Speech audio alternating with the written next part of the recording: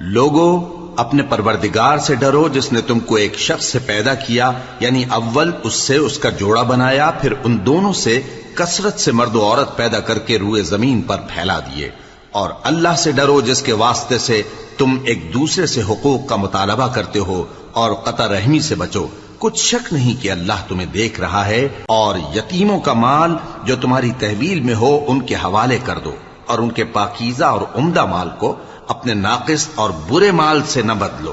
اور نہ ان کا مال اپنے مال میں ملا کر کھاؤ کہ یہ بڑا سخت گناہ ہے۔ اور اگر تم کو اس بات کا خوف ہو کہ یتیم لڑکیوں کے بارے میں انصاف نہ کر سکو گے تو ان کے سوا جو عورتیں تم کو پسند ہوں، 2 یا 3 یا 4 ان سے نکاح کر لو۔ اور اگر اس بات کا اندیشہ ہو کہ کئی عورتوں سے انصاف نہ کر سکو گے تو ایک ہی عورت سے نکاح کرو یا باندی سے تعلق رکھو جس کے تم مالک ہو، اس طرح تم بے انصافی سے بچ